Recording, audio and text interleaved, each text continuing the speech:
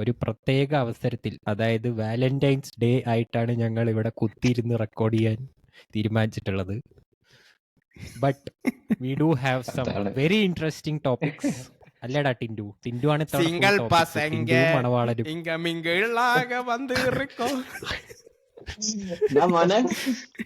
എനിക്ക് കമ്മിറ്റ്മെന്റ്സ് ഒക്കെ ഉള്ളതാ. കമ്മിന്റോ? അതെന്താ പന്തിനെ പ്രണയിച്ച് അല്ലേ? അപരാധം പറയുന്നതാ. പെണ്ണിനെ പകരം പന്തിനെ പ്രണയിച്ച. എന്തായാലും നമുക്ക് കുറച്ച് ഈ ഇൻട്രസ്റ്റിംഗ് അപരാധം പറഞ്ഞിരിക്കാണ്ട് ടോപ്പിക്കിലേക്ക് പോടേ. എന്റെ ഒരു വാലന്റൈൻസ് ഡേ. അതാണ് അതിന്റെ ഇടയിൽ ഒരു ആവശ്യമില്ലാണ്ട് നീയല്ലേ കൊണ്ടുവന്ന ഇൻട്രൊഡക്ഷൻ. ഇപ്പൊ അങ്ങനെ പറയാം. എന്തായാലും ഫസ്റ്റ് ടോപ്പിക്. എടാ ഞാൻ ടോപ്പിക് ഒന്നും പറയട്ടടാ, മിണ്ടാണ്ടിരിക്കടാ. എന്റെ മോനെ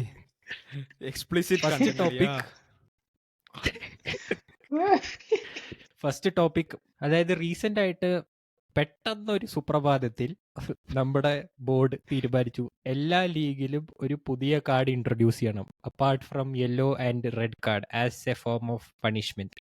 അതാണ് ബ്ലൂ കാർഡ്. അപ്പോ അത് പാസ്സാക്കിയോ? ഇല്ല, അത് അവർ പറയുന്നത് എന്താന്ന് വെച്ചാൽ ആദ്യം ടെസ്റ്റ് ചെയ്യും. ലോവർ ലീഗ്സിലും ലൈക് ടോപ്പ് ലീഗ്സിൽ എന്തായാലും അത് ആദ്യം വരില്ല, പക്ഷെ ലോവർ ലീഗ്സിൽ ആദ്യം ടെസ്റ്റ് ചെയ്ത് നോക്കിയിട്ട് മാച്ചസിൽ അത് പ്രൂവ് ചെയ്ത് ലൈക് നല്ലൊരു റൂളാണെന്ന് പ്രൂവ് ചെയ്ത് വന്നാൽ മാത്രമേ ബേസ്ഡ് ഓൺ ദ ഫീഡ്ബാക്ക് അവർ മുന്നോട്ട് പോകുള്ളൂ എന്നാണ് കൃത്യമായിട്ട് പറഞ്ഞിട്ടുള്ളത്. So what do you think guys? എന്താണ് ഈ ഒരു ബ്ലൂ കാർഡ് റൂളിനെ പറ്റി ഒരു അഭിപ്രായം? ബിക്കോസ് ഇറ്റ്സ് ഡിഫറെന്റ് ഫ്രം എന്ന് വെച്ചാൽ ബ്ലൂ കാർഡ് കൊടുക്കുന്ന സിറ്റുവേഷൻസ് യെല്ലോ കാർഡ് ഇപ്പൊ നിലവിൽ കൊടുക്കുന്ന പല സിറ്റുവേഷൻസും ആയിട്ട് മാച്ച് ആവുന്നുണ്ട് അല്ലേ? അപ്പോൾ ഇത് സ്പെസിഫിക്കലി ഡിസെന്റ് അല്ലെങ്കിൽ അങ്ങനത്തെ ചില സ്പെസിഫിക് സിറ്റുവേഷന് മാത്രമാണ് ഒരു ബ്ലൂ കാർഡ് ഉദ്ദേശിക്കുന്നത്.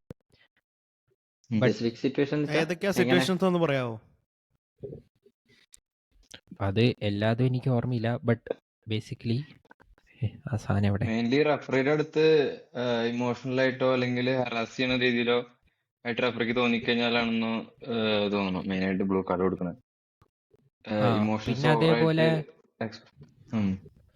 പിന്നെ അതേപോലെ അറ്റാക്ക് ലൈക്ക് അറ്റാക്കിൽ നിൽക്കുമ്പോൾ ഫൗൾ ചെയ്യുമ്പോൾ ഉള്ള സംഭവം, ട്രാൻസിഷനിൽ അറ്റാക്ക് ചെയ്യുമ്പോൾ അറ്റാക്കിനിടയിൽ ഫൗൾ ചെയ്യും, അങ്ങനത്തെ ഫൗൾസിന് അതിനും ബ്ലൂ കാർഡ് കൊടുക്കുന്ന പറയുന്നത്. അപ്പൊ ഇതിന്റെ പണിഷ്മെന്റ് എന്താന്ന് വെച്ചാൽ ഒരു പ്ലെയർക്ക് ബ്ലൂ കാർഡ് കിട്ടിയാൽ 10 മിനിറ്റ്സ് വരെ അവർക്ക് കളിക്കാൻ പറ്റില്ല. സോ പക്ഷെ ഞാനൊരു കാര്യം പറയട്ടെ, ഈ അറ്റാക്കിംഗ് ടൈമില് എങ്ങനെ ചെയ്യാന്ന് വെച്ച് കഴിഞ്ഞാൽ അങ്ങനെ പിന്നെ എല്ലാവരും എല്ലാ അറ്റാക്കിലും അങ്ങനെ ചെയ്യൂല. 10 ആളെ വെച്ചിട്ട് 10 ഇട്ട് എങ്ങനെയെങ്കിലും കഷ്ടപ്പെട്ട് പിടിച്ചൂടെ? അപ്പൊ പിന്നെ ഓൾവേസ് ആ VAR-ന്റെ ഇന്റർപ്രിട്ടേഷൻ വരേണ്ടി വരില്ല. പിന്നെ അത് യെല്ലോ കാർഡ് ആണോ ബ്ലൂ കാർഡ് ആണോ, അതിപ്പോഴും ഒരു കോൺട്രവേഴ്സീസ്. ഇപ്പൊ യെല്ലോ കാർഡ് റെഡ് കാർഡിന് ഇവർക്ക് ഡിഫൈൻ ചെയ്യാൻ വേണ്ടി പറ്റുന്നില്ല VAR വെച്ചിട്ട്. അപ്പോൾ അതിന്റെ ഇടയിൽ ഒരു ബ്ലൂ കാർഡും കൂടി. പിന്നെ റയൽ മാഡ്രിഡ് ഒക്കെ പിന്നെ എത്ര പ്ലെയേഴ്സ് ആണ് കളിക്കുക? 5 പ്ലെയറാണോ? എടാ വിഷ്ണു, അത് പണ്ട്, ഇപ്പൊക്കെ വേറെ ശിശുക്കള്. റയൽ മാഡ്രിഡ് അത്ലറ്റിക്കോ പിന്നെ 5 പ്ലെയർ വെച്ച് കളിക്കേണ്ടി വരും. എടാ അത് ലെജൻസിന്റെ ഞങ്ങൾ ഇന്നലെ UCL കളിച്ച് ഒറ്റ ട്രഡീഷണൽ സെന്റർ ബാക്ക് പോലും ഇല്ലാണ്ട്. അത് വേറെ കാര്യം, നീ അത് വിട്. ബെല്ലിംഗമും ഇല്ലായിരുന്നു. ഞങ്ങൾക്ക് കളിക്കാൻ ഒരുപാട് പേരുണ്ട്. അതുപോലെ പിന്നെ വേറൊരു ഡൗട്ട് ഉണ്ടായത്, ഗോൾ കീപ്പർക്ക് ബ്ലൂ കാർഡ് കിട്ടിയാൽ എന്ത് ചെയ്യും? ഗോൾ കീപ്പർക്ക് ബ്ലൂ കാർഡ് കിട്ടിയാൽ എന്ത് ചെയ്യും ഇവര്? ഗോൾ കീപ്പർക്ക് ബ്ലൂ കാർഡ് കിട്ടിയാല് ഔട്ട്ഫീൽഡ് ആയിട്ടുള്ള ഏത് പ്ലെയർക്ക് വേണമെങ്കിലും അതന്നെ ഓൾറെഡി കളിക്കുന്ന ഏതെങ്കിലും ഒരു പ്ലെയർക്ക് അവിടെ ഫിൽ ചെയ്യാം. അല്ല, ഗോൾ കീപ്പർ പോവാണോ അതോ ഇൻഫീൽഡിലെ ഒരു പ്ലെയർ പോവാണോ? റെഡ് കാർഡ് കിട്ടുന്ന പോലെ അങ്ങനെ അല്ല, ഗോൾ കീപ്പർക്ക് ബ്ലൂ കാർഡ് കിട്ടിയ അവര് പറയുന്നത്, ഫോർ എക്സാമ്പിൾ കൈൽ വോക്കർ ഗോളിയായ ഓർമ്മ ഉണ്ടാവും, അതുപോലെ ഏതെങ്കിലും ഒരു പ്ലെയർ ഗോൾ കീപ്പർ ആവും, ജിറൂഡൊക്കെ ആവുന്ന പോലെ. അപ്പൊ എന്നിട്ട് 10 മിനിറ്റ്സ് കഴിഞ്ഞിട്ടാകുമ്പോ ഈ പുറത്തുപോയ ഗോൾ കീപ്പർ തിരിച്ചുമ്പോ മാറിയിട്ട് ആദ്യ ഗെയിം മാറൽ. അപ്പൊ അതൊക്കെ ടൈം വേസ്റ്റിംഗ് അല്ലേ ആക്ച്വലി കൊറേ. ഇതിന്റെ പ്രശ്നം എന്താ വെച്ചാല്, അങ്ങനെയാണോ? ക്രൂഷ്യൽ ആയിട്ടുള്ള സിറ്റുവേഷൻസിൽ 10 മിനിറ്റ്സിന്റെ ഒരു മെയിൻ പ്ലെയർ പോയി കഴിഞ്ഞാൽ ആ കളി അവിടെ ലാപ്സായി പോകും. അവിടെ പിന്നെ എന്താ പറയാ, ടൈ ബ്രേക്കേഴ്സോ അങ്ങനെ അല്ലെങ്കിൽ എക്സ്ട്രാ ടൈമിലൊക്കെ വന്നു കഴിഞ്ഞാല് ആ ടീമിന്റെ പിന്നെ ഇതായി പോകും. പിന്നെ ഇങ്ങനെയുള്ള ഫൗൾസിന് എനിക്ക് തോന്നണ യെല്ലോ കാർഡ്സ് കൊടുക്കണ കുറെ സിറ്റുവേഷൻസിലാണ് ബ്ലൂ കാർഡും കൊടുക്കാൻ പോണേ. സോ ഈ രണ്ട് കാർഡ്സ് തന്നെ വെച്ച് ഫില്ല് ചെയ്യാവുന്നതേ ഉള്ളൂ ഈ സിറ്റുവേഷൻസ്. ഇത് വെറുതെ ഓവർ കോംപ്ലിക്കേറ്റഡ് ആവാനേ നോക്കുള്ളൂ. ഇപ്പൊ അതന്നെ തോന്നുന്നു. ടെസ്റ്റ് ചെയ്യാന്ന് പറഞ്ഞല്ലോ, ടെസ്റ്റ് ചെയ്ത് ഞാനൊരു ഇത് ഇത് വെറുതെ ടോപ്പിന്റെ ഒരു ട്വിറ്ററിൽ തല്ലുണ്ടാക്കാൻ ഇന്റർപ്രിട്ടേഷൻ വേണ്ടി കേട്ടായിരുന്നു. ഉണ്ടാക്കിയ ഒരു അതായത് നിയമം ഫിഫ പോലെയാണ് എനിക്ക് തോന്നുന്നത്. ഒരു ഇന്നോവേറ്റീവ് ആയിട്ടുള്ള ഒരു റൂള് കൊണ്ടുവന്നിട്ട് കാലം കുറെ ആയി എന്ന് പറഞ്ഞിട്ട് ഈ ബ്ലൂ കാർഡ്സിന്റെ ഇതിന്റെ കേട്ടോ സത്യം പറഞ്ഞാൽ എനിക്കും അങ്ങനെ തന്നെ തോന്നി. ഫിഫ ഇങ്ങനെ ഓരോന്നോരോന്ന് ഇറക്കും. പക്ഷെ ഞാനൊരു കാര്യം പറയട്ടെ, എനിക്കത് അത്ര മോശമായി തോന്നുന്നില്ല. കാരണം എനിക്ക് തോന്നുന്നു ഈ അറ്റ്ലീസ്റ്റ് ഡിസെന്റിനും അങ്ങനത്തെ കരച്ചിലിനും ഇതിനൊക്കെ ഇത് വരണതാണ് നല്ലത്. കുറച്ചെങ്കിലും ആ പ്ലേയേഴ്സ് ഒരു മാന്യതയെങ്കിലും കാണിക്കും. ഇപ്പൊ നീ നോക്കുകയാണെങ്കിൽ ഓരോരോ ചെറിയ ചെറിയ കാര്യങ്ങൾക്ക് വരെ ഫുൾ കരച്ചിലല്ലേ. അപ്പൊ അതൊക്കെ ഒഴിവായി കിട്ടില്ലേ ഇത് വന്നാൽ? നീ ആലോചിച്ച് നോക്ക്. അതെങ്ങനെ ഒഴിവാവുക? കൂടുതലല്ലോ. എടാ ബ്ലൂ കാർഡ് കിട്ടിയ അവര് 10 മിനിറ്റിനും പുറത്തു പോകും. അപ്പൊ അവര് ആ റിസ്ക് എടുക്കുവോ? ചെറിയ ചെറിയ കാര്യത്തിനൊന്നും അവര് വെറുതെ ഇതാക്കില്ല. അങ്ങനെയാണ് ലൈക്ക് അതുകൊണ്ടാണ് മെയിനായിട്ട് അവര് കൊണ്ടുവരാൻ ഉദ്ദേശിക്കുന്നത്. അത് മനസ്സിലാവും. പക്ഷെ ഞാൻ പറയട്ടെ, ഇങ്ങനെ അതിന് വേണ്ടിയിട്ടും കൂടെയാണല്ലോ ഈ യെല്ലോ കാർഡ് ഉള്ളത്, ഒരു വാണിംഗ് എന്നുള്ള രീതിയിൽ. സോ റെഫറിക്ക് തോന്നുന്നതാണ് ഒരു പക്ഷെ യെല്ലോ കാർഡിൽ ഒരിക്കലും ഫീൽഡിൽ നിന്ന് പുറത്താവില്ല യെല്ലോ കാർഡ് കൊടുത്താൽ. ഇല്ല. പക്ഷെ അതൊരു എന്താ പറയാ, ഒരു യെല്ലോ കാർഡ് ഓൾറെഡി കിട്ടിയിട്ടുള്ള പ്ലെയർ ആണെങ്കിൽ അത് കുറച്ചുകൂടെ യെല്ലോ കാർഡ് 2 വട്ടം കിട്ടിയാൽ റെഡ് ആയല്ലോ. പക്ഷെ ബ്ലൂ കാർഡ് 3 വട്ടം കിട്ടിക്കഴിഞ്ഞാൽ അത് യെല്ലോ ഒന്നും ആവില്ലല്ലോ. പിന്നെ ഒരു കാര്യമുണ്ട്, ഈ ബ്ലൂ കാർഡ് ഒരു തവണ എത്ര ബ്ലൂ കാർഡ് കിട്ടാന്ന് പറഞ്ഞിട്ടുണ്ടോ ഒരു പ്ലെയർക്ക്? അതാണ് ഞാനും ചോദിച്ചത്. എടാ ഇല്ല, നിങ്ങൾ ആരെങ്കിലും വായിച്ചോ? ഞാൻ ഈ ടോപ്പിക് വായിച്ചിട്ട് പോലും ഇല്ല. ഞാനത് ഇതിനെക്കുറിച്ച് ആകെ 10 മിനിറ്റിന്റെ ഇത് മാത്രം കേട്ടു. പിന്നെ ഈ ഗോൾ കീപ്പർ ഇത് ഞാൻ കേട്ടു. പക്ഷെ അതില് ഇതന്നെ മൾട്ടിപ്പിൾ ടൈംസ് കിട്ടിക്കഴിഞ്ഞാൽ എന്നാ സീൻ എന്നുള്ള അതിനെ കുറിച്ചുള്ള വിശദീകരണങ്ങളൊന്നും എവിടെയും കേട്ടില്ല. Okay, I think yellow card ആവും തോന്നുന്നു 2 ബ്ലൂ കാർഡ് കിട്ടി. അങ്ങനെയാണോ? എനിക്കറിയില്ല. ലൈക്ക് ഒരു ഗ്രേഡ് താഴെയുള്ള കാർഡ് ആയതുകൊണ്ട് ജസ്റ്റ് ലൈക്ക് യെല്ലോ 2 എണ്ണം കിട്ടിയാൽ റെഡ് ആവുന്ന പോലെ. എനിക്കറിയില്ല.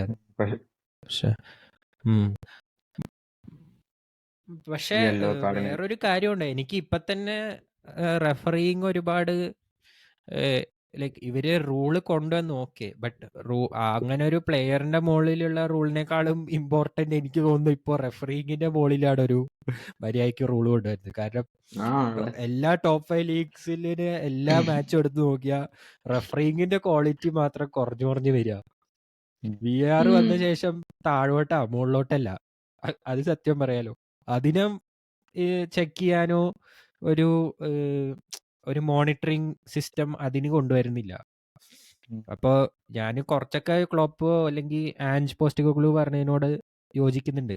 ഈ ഒരു ആവശ്യമില്ലാത്ത കാര്യങ്ങൾക്കൊക്കെയാണ് അവർ കൊണ്ടുവന്നത്. കാരണം ഇത് അത്ര ഇമ്പോർട്ടന്റ് ആയ കാര്യമല്ലല്ലോ. ഇപ്പൊ ഇമീഡിയറ്റ് ആയിട്ട് ഒരു പെട്ടെന്നുള്ള ഒരു തീരുമാനം എടുക്കേണ്ട കാര്യമില്ല ഇങ്ങനെ ഒരു കാര്യത്തിന്. പിന്നെ അത് മാത്രല്ല, ഇതൊരു അങ്ങോട്ടും ഇല്ല ഇങ്ങോട്ടും ഇല്ല എന്നുള്ളൊരു ഡിസിഷൻ ആണെന്നുണ്ടെങ്കിൽ ഇവർ പ്ലേയേഴ്സ് എന്തായാലും ആർഗ്യൂ ചെയ്യും. പിന്നെ അതിനുവേണ്ടി വീണ്ടും വാർ നോക്കുക, അല്ലെങ്കിൽ വീണ്ടും അതിനുള്ള സമയം കളയും. പിന്നെ 10 മിനിറ്റ്സ് കഴിഞ്ഞിട്ട് വീണ്ടും അതിന് വേണ്ടി ഒരു എന്താ പറയാ, ഇതിനൊരു ബ്രേക്ക് വരും. പോയതാ ഞാനുണ്ട് ഇവിടെ. ഞാൻ പറഞ്ഞെന്താ വെച്ചാല്, ഒരു ഇൻഡിസിസീവ് ആയിട്ടുള്ള അല്ലെങ്കിൽ പ്രോപ്പർ ബ്ലൂ കാർഡ് ആണെന്നുള്ള ഡിസിഷൻ സിറ്റുവേഷൻ അല്ലാന്നുണ്ടെങ്കിൽ പ്ലേയേഴ്സ് എന്തായാലും അതിനെ ആർഗ്യൂ ചെയ്യും. വീണ്ടും അതിന് വേണ്ടി വാറിനോ അല്ലെങ്കിൽ അതിന് വേണ്ടി സമയം കളയും വീണ്ടും. പിന്നെ അത് കഴിഞ്ഞിട്ട് 10 മിനിറ്റ്സ് കഴിഞ്ഞിട്ട് വീണ്ടും അതിന് ആ പ്ലെയറിനെ കൊണ്ടുവരാൻ വേണ്ടി അവിടെ ബ്രേക്ക് വരും. സോ ഈ കളിയുടെ ലെങ്തും നീട്ടാനുള്ള സാധ്യത ഇത് വന്നാല് കൂടുതല്. ഒന്നാമത് ഇപ്പൊ എക്സ്ട്രാ ടൈം 10 മിനിറ്റും 12 മിനിറ്റും ഒക്കെയാണ് ഓരോ കളിയിലും പറഞ്ഞത്, ഈ വാറും ഇതൊക്കെ കാരണം. സോ ഈ പറഞ്ഞ പോലെ അത്ര എസെൻഷ്യൽ അല്ലാത്തോണ്ട് അവർക്ക് അതൊന്ന് എന്താ പറയാ, ഇമ്മീഡിയറ്റ് ആയിട്ട് കൊണ്ടുവരേണ്ട ആവശ്യമില്ല. ഇത് ഇത്രയും ക്രൂഷ്യൽ ആണെങ്കിൽ മാത്രം കൊണ്ടുവന്നാൽ മതി. അതെ, ശരിയാ. ഇത്രയും കേസസിന്റെ നമ്പർ കൂടുതലാണ്, അത് കളിയെ ബാധിക്കുന്നുണ്ടെങ്കിൽ മാത്രം ഇംപ്ലിമെന്റ് ചെയ്യുക. അതല്ലാന്നുണ്ടെങ്കിൽ അവോയ്ഡ് ചെയ്യാൻ നല്ലത്. ഓക്കെ, രമണൻ പറയുന്നൊന്നും നെക്സ്റ്റ് ടോപ്പിക്കിലേക്ക് എടുക്കാൻ പോലുള്ള സമയം ഉണ്ടായിരുന്നില്ല. അതുകൊണ്ട് നമുക്ക് അടുത്ത ടോപ്പിക്കിലേക്ക് പോവാം ഗൈസ്. അടുത്തത് ഇത് വളരെ ഇൻട്രസ്റ്റിംഗ് ആയ ടോപ്പിക്കാണ്. കാരണം ഞാനും ഒരുപാട് ഇതിനെപ്പറ്റി ആലോചിച്ചിട്ടുണ്ട് പണ്ട്. പക്ഷേ ലൈക്ക് അതിന് രണ്ട് സൈഡ് ഉണ്ട്. ബേസിക്കലി സ്കലോണി, അതായത് അർജന്റീനയുടെ recent world cup winning manager Lionel Scaloni പറഞ്ഞ ഒരു കാര്യമാണ്. അതായത് ഞങ്ങൾക്ക് പറഞ്ഞ സംഭവം എക്സാക്റ്റ് ആയിട്ട് ഞാൻ എടുത്തിട്ട് പറഞ്ഞുതരാം.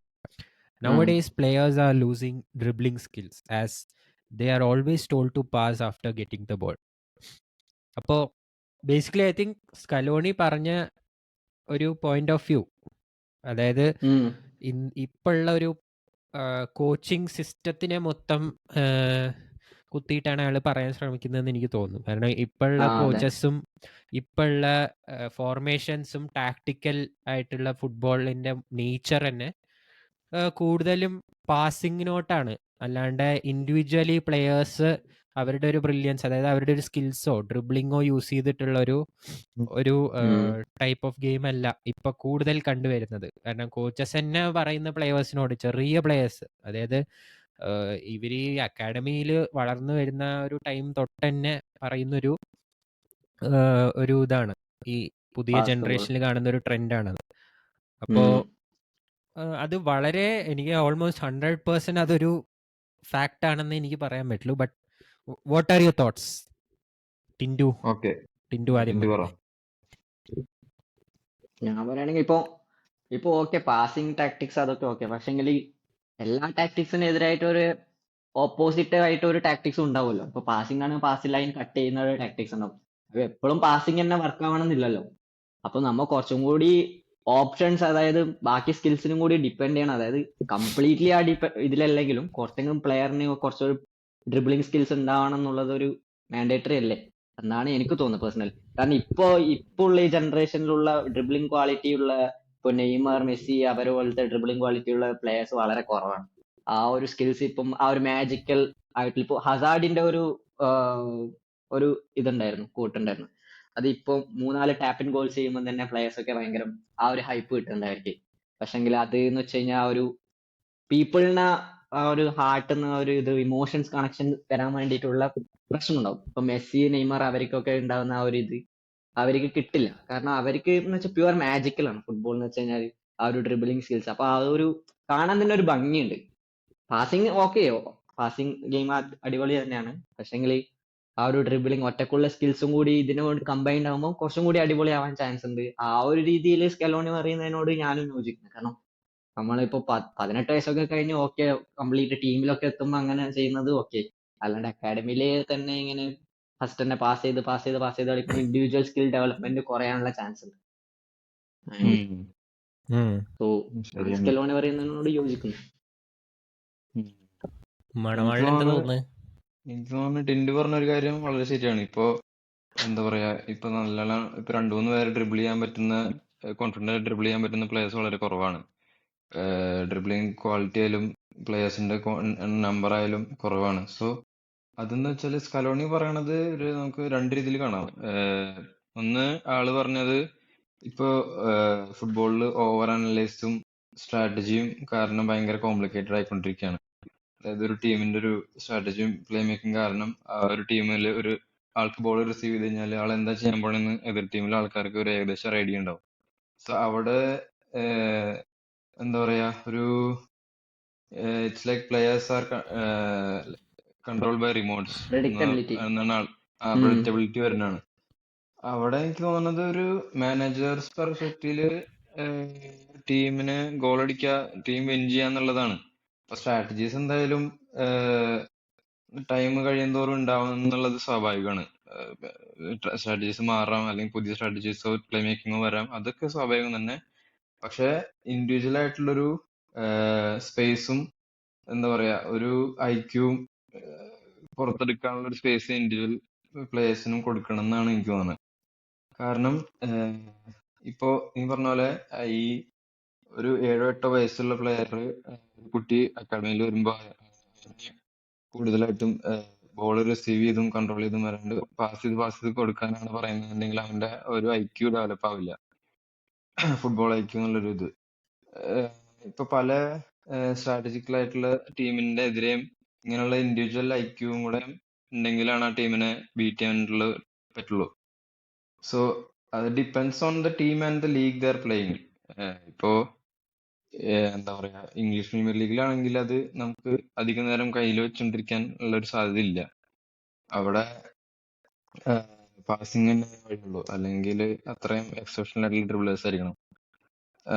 നമുക്ക് ഒരു വ്യൂവർ എന്നുള്ള രീതിയിൽ ഡ്രിബിളിങ് കൂടെ ഈ ഒരു ഫുട്ബോൾ ഇതിൽ കാണാനാണ് ഒരു വ്യൂവർ എന്നുള്ള രീതിയിൽ എൻ്റെ ഒരു ആഗ്രഹം. സോ എനിക്ക് തോന്നുന്നത് ഈ ഒരു സംഭവം ഇങ്ങനെ അല്ലാണ്ട് നിലനിർത്തുന്നത് ഒരു ടീമാണ് ബ്രസീലിന്റെ നാഷണൽ ടീം. അവിടെ യങ് പ്ലേയേഴ്സ് വരുന്ന ഒരു വിധം അത്യാവശ്യം ഡ്രിബിൾ ചെയ്യാൻ കഴിവുള്ളൊരു പ്ലേയേഴ്സ് ആണ്.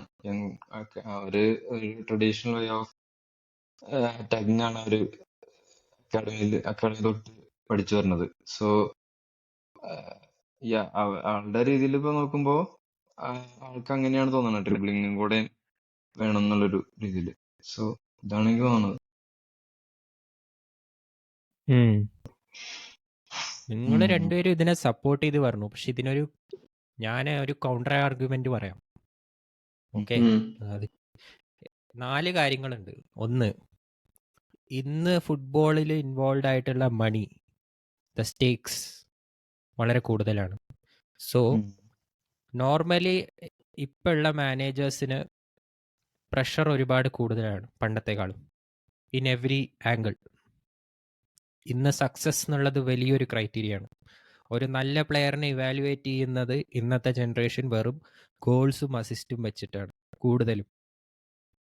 ഇന്ന് തന്നെ ഇന്നത്തെ ഒരു ഫുട്ബോളിൽ, മോഡേൺ ഫുട്ബോളിൽ മേ ബി റൊണാൾഡീനിയോ അല്ലെങ്കിൽ സീക്കോ, അല്ലെങ്കിൽ ഈവൻ അതിന് മുമ്പ് പോവുകയാണെങ്കിൽ തന്നെ മേ ബി ക്രോയ്ഫ്, അല്ലെങ്കിൽ അവരെ പോലത്തെ പ്ലെയേഴ്സൊക്കെ ഇന്ന് കളിച്ചിരുന്നെങ്കിൽ ചിലപ്പോൾ അവർക്ക് ഇത്രയും റെക്കഗ്നിഷൻ കിട്ടിയിട്ടുണ്ടാവില്ല. ഈവൻ അണ്ടർ റേറ്റഡ് ആയ പ്ലെയേഴ്സും, ഫോർ എക്സാമ്പിൾ സാന്റി കസോർല, അല്ലെങ്കിൽ എന്താ വേറൊരു പ്ലെയർ ഉണ്ടായിരുന്നു, തരേമി പോലത്തെ പ്ലെയേഴ്സ് ഉണ്ടല്ലോ, അവർക്കൊന്നും ഒരിക്കലും ഇന്ന് നീ പറഞ്ഞ പോലെ ആ ഒരു മാജിക് കാരണം ഉള്ള ഒരു റെക്കഗ്നേഷൻ കിട്ടിയിട്ടുണ്ടല്ലോ. ഐ തിങ്ക് മെസ്സിക്ക് കിട്ടാൻ കാരണം എന്താണെന്ന് വെച്ചാൽ മെസ്സി കളിക്കാൻ തുടങ്ങിയ ആ സമയത്ത് അത് സ്റ്റിൽ ആ ഒരു നമ്പർ 10, ആ ഒരു ഡ്രിബിളിങ് ഉള്ള ഒരു ടൈപ്പ് ഓഫ് പ്ലേനെ ഒരുപാട് ആൾക്കാർ വാല്യൂ കൊടുത്തത്. ആൻഡ് പ്ലസ് മെസ്സിക്ക് അതിനോടൊപ്പം തന്നെ വളരെ സക്സസ്ഫുൾ ആയ ഒരു ബാർസലോണ ടീമിൻ്റെ ഒപ്പമാണ് കളിക്കാൻ തുടങ്ങിയത് തന്നെ. അതുകൊണ്ട് തന്നെ UCL ടൈറ്റിൽസ് ആണെങ്കിലും ആൻഡ് ടീമിൻ്റെ ക്വാളിറ്റി തന്നെ അടിപൊളിയായതുകൊണ്ട് മെസ്സിക്ക് ഒരുപാട് നല്ല സ്റ്റാറ്റ്സും കിട്ടുമായിരുന്നു. സെയിം നെയ്മാറിൻ്റെ ഒരു കരിയർ ഗ്രാഫ് എടുത്താലും ഐ തിങ്ക് അത് വളരെ വ്യക്തമായിട്ട് നമുക്ക് കാണാൻ പറ്റും. ബട്ട് ഇന്ന് അങ്ങനെയല്ല. ഇന്നത്തെ ഫുട്ബോളിൽ I think more importance is given to your individual goal scoring അല്ലെങ്കിൽ ഗോൾ ഇൻവോൾവ്മെന്റ് അബിലിറ്റി അല്ലെ. ഏത് സ്റ്റാറ്റ്സ് പേജോ ഏത് കമ്പാരിസൺ എടുത്ത് നോക്കിയാലും ആദ്യം കമ്പയർ ചെയ്യുന്ന ഗോളും അസിസ്റ്റും വെച്ച രണ്ട് പ്ലേയേഴ്സ്, എസ്പെഷ്യലി ഫോർവേഡ്സും മിഡ്ഫീൽഡേഴ്സും അല്ലെ. ലൈക്ക് ഞാൻ വളരെ റെയർ ആയിട്ടാണ് ഞാനൊരു രണ്ട് ലൈക്ക് ഞാൻ ഒരു കാര്യം പറയാം. ഈ രണ്ടാമത്തെ കാര്യം, ഇപ്പോൾ മണിയുടെ കാര്യം ഞാൻ പറഞ്ഞു. നെക്സ്റ്റ് പാസിംഗ് ഗെയിം എടുക്കുകയാണെങ്കിൽ one of the most successful managers ഇപ്പോൾ ഈ ജനറേഷനിൽ പെപ് ഗാർഡിയോള.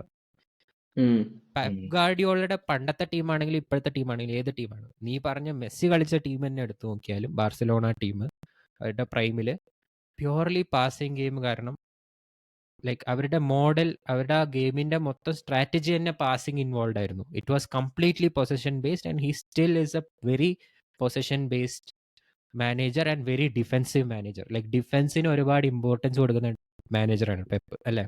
അയാളുടെ ഏത് ബയൺ സ്ക്വാഡ് ആണെങ്കിലും ഇപ്പോഴുള്ള മാൻസിറ്റി സ്ക്വാഡ് ആണെങ്കിലും ഏത് സ്ക്വാഡ് എടുത്ത് നോക്കിയാലും അത് നമുക്ക് വ്യക്തമാണ്.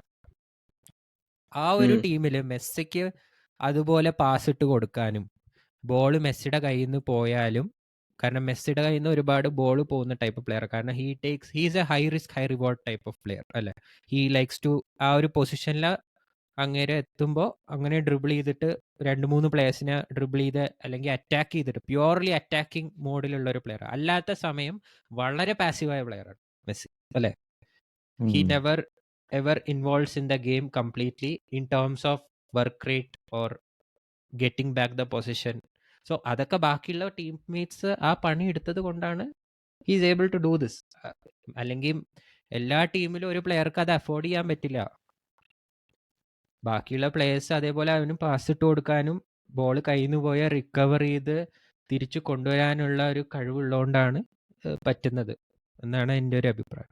സോ മെസ്സിനി നെയ്മാറിനെയും പോലുള്ള ടോപ്പ് ആയിട്ടുള്ള പ്ലേയേഴ്സിനെ ഒരിക്കലും കമ്പയർ ചെയ്തിട്ട് ഇപ്പോഴത്തെ ജനറേഷനെ കമ്പയർ ചെയ്യുന്നത് വളരെ തെറ്റായ കാര്യമാണ്. കാരണം not everybody can do like that even if they have the talent to do it. For example ഇപ്പോഴത്തെ പ്ലേയേഴ്സിലും എനിക്ക് ആ ഒരു ടാലന്റ് ഉണ്ടെന്നാണ് തോന്നുന്നത്. ഇപ്പൊ കുറഞ്ഞിട്ടില്ല എന്നാണ് എൻ്റെ ഒരു അഭിപ്രായം. Because I C Lamine Yamal playing.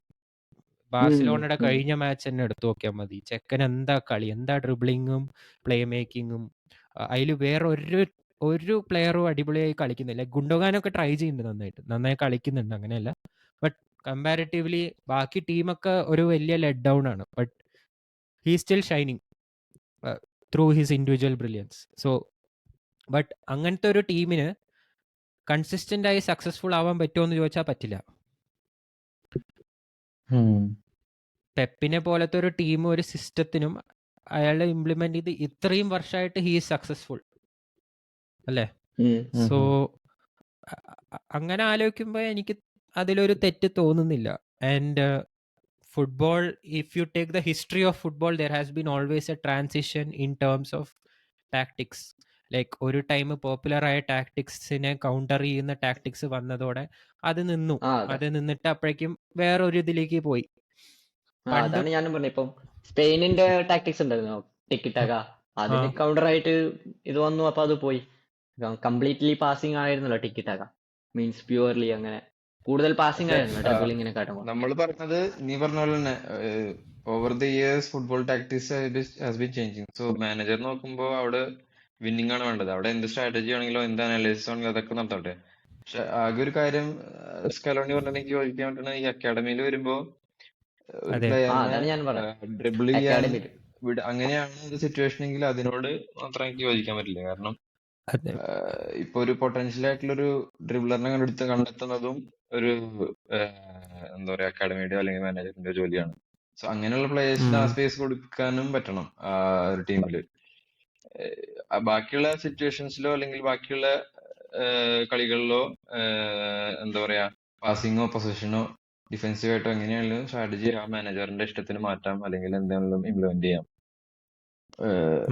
Dribbling also is A part of football. So അതിനും സ്പേസ് കൊടുക്കണം എന്നാണ് പറഞ്ഞിട്ടുള്ളത്. ഇപ്പൊ പെപ്പിന്റെ ബാഴ്സലോണയിലാണെങ്കിലും ഡ്രിബിൾ ചെയ്യാനുള്ള കുറെ ഇതുണ്ട്. അതിന് പറ്റിയ പ്ലേയേഴ്സും ഉണ്ടായിരുന്നു, അതിന് പറ്റിയ എന്താ പറയാ അതിന് പറ്റിയ ടാക്ടിക്സ് തന്നെയായിരുന്നു അതും, പാസിംഗ് ആണെങ്കിൽ കൂടി.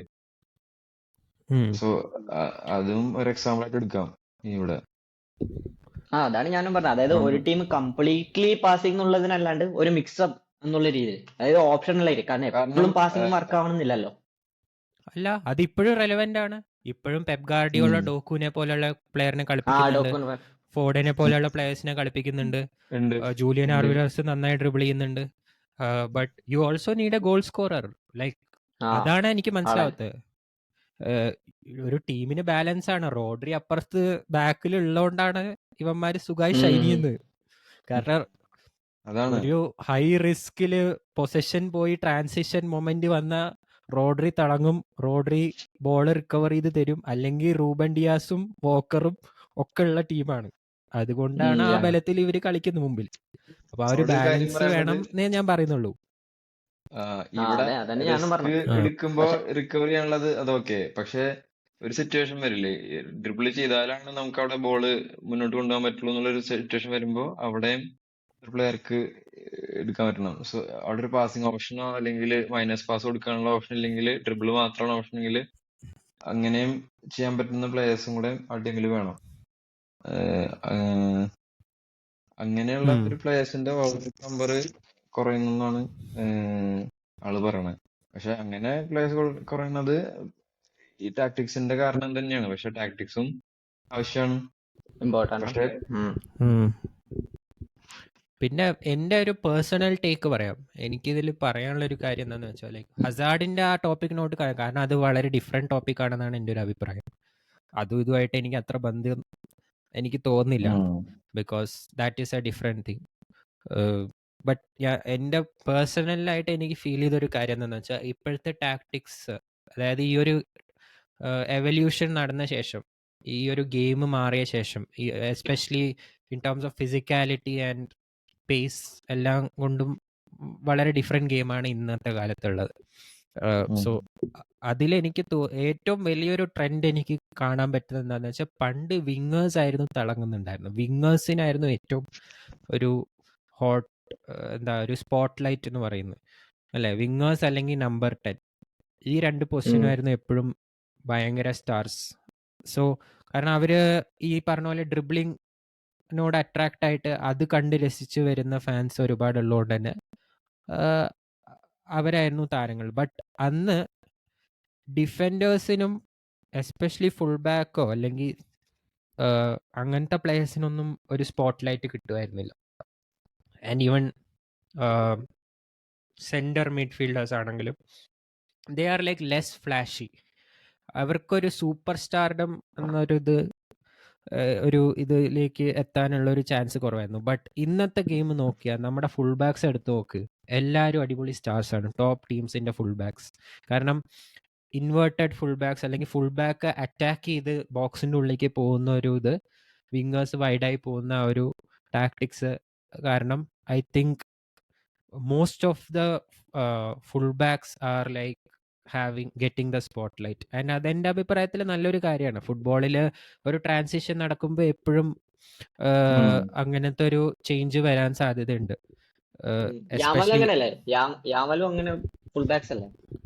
അല്ല, യാമൻ ഇപ്പോൾ റൈറ്റ് വിങ്ങർ ആണ് ശരിക്ക്. ബട്ട് അതെ, തുടങ്ങിയത് അങ്ങനെയാണ്. സാക്കയും തുടങ്ങിയത് റൈറ്റ് ബാക്ക് ആയിട്ടായിരുന്നു. ബട്ട് അത് മാത്രമല്ല, ഇപ്പൊ ട്രഡീഷണൽ ലൈക്ക് ഇപ്പൊ ടീമിൽ ഫുൾ ബാക്കായി കളിക്കുന്ന പ്ലേയേഴ്സ് തന്നെ. ഫോർ എക്സാമ്പിൾ ആർസണൽ എടുത്ത സിൻചെങ്കോ ആണെങ്കിലും, ലിവർപൂൾ എടുത്ത ട്രെന്റ് റോബർട്ട്സൺ, മാൻ സിറ്റി എടുത്താല് ഇപ്പൊ ഗാർഡിയോൾ കളിക്കുന്ന ടൈപ്പ് ഇത് ആക്കയോ ഗാർഡിയോളോ ലൈക്ക് കേറി കളിക്കണ്ടല്ലോ ഉള്ളിലേക്ക്. വോക്കറും ഇപ്പൊ റൈറ്റിലേക്ക് കേറിയിട്ടാ കളിക്കുന്നത്. ഒരുവിധം എല്ലാ top team, Bayer Leverkusen very big example. Modern ഫുട്ബോളിന്റെ ഏറ്റവും വലിയ എക്സാമ്പിൾ അവരാണ്. They are fully attacking minded full backs, both Frimpong and Grimaldo and Alphonso Davies. He's a very good dribbler and he's a full back, left back ആണ്. Hakimi ആണെങ്കിലും, Hakimi ഇപ്പൊ നന്നായി കളിക്കുന്നില്ലെങ്കിലും but he is also made for that particular role. So ആ ഒരു റോളിന് ഒരു prominent ആയിട്ടുള്ള ഒരു ഇത് ഐ തിങ്ക് ഈ മോഡേൺ ഫുട്ബോൾ കാരണമാണ് ഉണ്ടായിട്ടുള്ളത്. അപ്പം അത് നല്ല കാര്യമാണ്.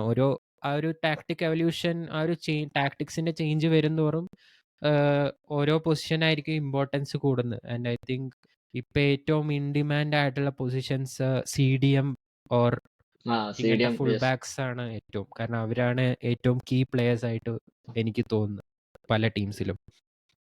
CDM ഒബ്വിയസ്ലി ഇപ്പൊ ഭയങ്കര ഇമ്പോർട്ടന്റ് ആണ്. CDMന്റെ റോള് അധിക ടീമും ഫേസ് ചെയ്യുന്ന പ്രശ്നവും CDMനാണ്. പേഴ്സണലി കാണാൻ അതെ, അതാണ്. അങ്ങനത്തെ പ്ലേയേഴ്സ് ഇല്ലല്ലോ ഇപ്പൊ, വളരെ കുറവല്ലേ. ലൈക്ക് എനിക്ക് സങ്കടമായി. കാൻഡിയൊക്കെ ഇത്രയും ഈ പ്രായത്തിൽ തന്നെ പെട്ടെന്ന് സൗദിയിലേക്ക് പോയപ്പോ എനിക്ക് നല്ല സങ്കടമായിരുന്നു. ബിക്കോസ് അങ്ങനത്തെ ഒരു പ്ലെയറിനെ കിട്ടാന് ഇനി എത്ര കാലം വെയിറ്റ് ചെയ്യണം. ബട്ട് അതാണ് ഞാൻ പറഞ്ഞത്. അപ്പൊ ഐ ഡോണ്ട് തിങ്ക് മാജിക് ഒരിക്കലും ഫുട്ബോളിൽ കുറഞ്ഞിട്ടുണ്ടെന്ന് എനിക്ക് പറയാൻ പറ്റില്ല. മൂസിയാല, യമാൽ, ഞങ്ങളുടെ റിയൽ മാഡ്രിഡിന്റെ സ്ക്വാഡ് എടുത്ത് നോക്കടാ, എല്ലാവരും മാജിക് ആണ്. എല്ലാ ഞങ്ങളുടെ ഫോർവേഡ്സും വളരെ മാജിക്കലായ players except for Joselu. But Joselu is meant for a different role. He's a pure striker and target man. So അതിനോട് ഞാൻ ഒരിക്കലും യോജിക്കില്ല. മാജിക് എപ്പോഴും ഫുട്ബോളിലുണ്ട്, അന്നും ഉണ്ട് ഇന്നും ഉണ്ട്. But it takes time to അതന്നെ ടാക്ടിക്സിനനുസരിച്ച് അവരുടെ റോളിനനുസരിച്ച് പലതും മാറും. ബട്ട് എനിക്ക് ഒരിക്കലും അത് നഷ്ടപ്പെടുന്നു എനിക്ക് തോന്നുന്നില്ല. അതിനോട് എനിക്ക് യോജിക്കാൻ ഇത്തിരി പാടാണ്. ആൻഡ് പേഴ്സണലി എക്സൈറ്റിംഗ് ഫുട്ബോൾ ഞാൻ പറയട്ടെ, എൻ്റെ പേഴ്സണൽ ടേക്ക് പറയാം. എനിക്ക് ഒരു പ്ലെയർ 5 പേരെ ഡ്രിബിൾ ചെയ്ത് അടിക്കുകയാണെങ്കിലും, അല്ലെങ്കിൽ 40 യാർഡോ 35 യാർഡെന്ന് ഇവരാരും ഡ്രിബിൾ ചെയ്യാണ്ട് ദൂരത്തുനിന്ന് അടിച്ച് കയറ്റുകയാണെങ്കിലും ഡെബ്രൂയിനെ ഇടുന്ന പോലെ ത്രെഡഡ് ആയിട്ടുള്ള അടിപൊളി പാസ് ആണെങ്കിലും ഗോൾ കീപ്പർ ഇപ്പോൾ ഡെഹയോ അല്ലെങ്കിൽ പീറ്റർ ചെക്കൊക്കെ പോലെയുള്ള പ്ലേയേഴ്സ് നമ്മൾ ചിന്തിക്കാത്ത മാതിരിയുള്ള സേവ്സ് ചെയ്യുമ്പോഴും ന്യൂവർ വന്നിട്ട് ഇന്റർസെപ്റ്റ് ചെയ്യുമ്പോഴും അടിപൊളിയായ ഒരു സൈഡ് സ്ലൈഡ് ടാക്കിൾ ചെയ്യുമ്പോഴും അല്ലെങ്കിൽ ഗോൾ ക്ലിയറൻസ് ചെയ്യുന്ന ഒരു ഡിഫൻഡർ കാണുമ്പോഴും ഒക്കെ ഞാൻ എക്സൈറ്റഡ് ആണ്. എനിക്ക് Yeah. ഒരിക്കലും ഡ്രിബിളിങ് കാണുമ്പോൾ മാത്രമേ ആ എക്സൈറ്റ്മെന്റ് ഉള്ളൂ എന്ന് എനിക്ക് ഒരിക്കലും തോന്നിയിട്ടില്ല. I love skills, I love dribbling, but I don't think that is the only exciting part of football, especially passing. Pass ചെയ്തിട്ട് ഗോൾ അടിക്കുന്ന ലൈക്ക് ലിറ്ററലി പെർഫെക്റ്റ് പാസ് ഇട്ട് മൊത്തം ടീം ഇൻവോൾവ് ആയിട്ട് ലിവർപൂളിൻ്റെ ഒക്കെ അങ്ങനത്തെ പല അറ്റാക്സ് ഞാൻ കണ്ടിട്ടുണ്ട്. അടിപൊളിയായിട്ട് പാസ് ചെയ്തിട്ട് ത്രെഡ് ചെയ്തിട്ട് മൊത്തം ഡിഫൻസിനെ പൊളിച്ചിട്ട് അവസാനം വെറും ഒരു ടാപ്പിൻ കൊണ്ട് മാത്രം ഫിനിഷ് ചെയ്യുന്ന ടൈപ്പ് ഗോൾ കാണാൻ അതിൻ്റെ ബ്യൂട്ടി തന്നെ വേറെയാണ്. ആൻഡ് അതിന് അങ്ങനത്തെ ഒരു പാസിങ് ഇൻവോൾവ് ആയിട്ടുള്ള ഒരു ഗെയിം ഉണ്ടെങ്കിൽ മാത്രമേ അത് എക്സിക്യൂട്ട് ചെയ്യാൻ പറ്റും. ആർസണലിന്റെ ജിറൂഡുള്ള ടൈമിലുള്ള ഓസിലും ജിറൂഡൊക്കെ ഉള്ള ടൈമിലുള്ള ഗോൾസ് ഒക്കെ എടുത്ത് നോക്കിയാൽ വേറെ ലെവൽ സാധനമാണ്. ഞാൻ ആക്ച്വലി ഫുട്ബോൾ ഫാൻ ആയത് തന്നെ സ്പെയിനിന്റെ ഫാൻ ആയിട്ടാണ്. എനിക്ക് സ്പെയിൻ നാഷണൽ ടീമിൽ കളിക്കുന്ന ഇഷ്ടമായിട്ടാണ് ഞാൻ fan. So I love that kind of football, even though generally most of the people find it boring, but it was on an another level. And അതിൻ്റെ സാറ്റിസ്ഫാക്ഷൻ വേറെയാണ്. But I understand the majority of the football community. Like അവർക്ക് may be ഇഷ്ടം കൂടുതലും അങ്ങനെ ഒരു flashy dribbling, ഇപ്പോൾ പണ്ട് Ronaldo ഒക്കെ ചെയ്തിരുന്ന പോലെ അല്ലെങ്കിൽ മെസ്സി ചെയ്തിരുന്ന പോലെ അല്ലെങ്കിൽ നെയ്മാറൊക്കെ ചെയ്തിരുന്ന പോലെ ഒരു ഗെയിമിനോട്ടാണ് ഇഷ്ടം എന്ന് എനിക്ക് മനസ്സിലാവും. ബട്ട് ഞാൻ കൗണ്ടർ ആർഗ്യുമെന്റ് പറഞ്ഞു, നിങ്ങൾ രണ്ടുപേരും സപ്പോർട്ട് ചെയ്തുകൊണ്ട് ഞാൻ ജസ്റ്റ് മറ്റേ സൈഡിൽ നിന്ന് ചിന്തിച്ചപ്പോൾ ഞാൻ ജസ്റ്റ് പറഞ്ഞതാ. ആൻഡ് രമണൻ നീ പറഞ്ഞാൽ വന്നു. രമണ എന്തെങ്കിലും ഒന്നും വിടടാ. ഹലോ, എന്ത് പറ്റി രമണ? മൂഞ്ചിരിക്കടാ, നെറ്റ് ഭയങ്കര സീനാടാ. ഇപ്പൊ ശരിയാ? ഞാൻ പറയുന്നത് നിനക്ക് കേൾക്കുന്നുണ്ടോ? കേൾക്കാം. നിനക്ക് സ്റ്റക്കില്ലാണ്ട് കാണാൻ പറ്റണോ? എടാ വീഡിയോ ലോ ഡാറ്റയിലല്ലേ വെച്ചേക്കണേ, ഒന്നും കാണാനില്ല.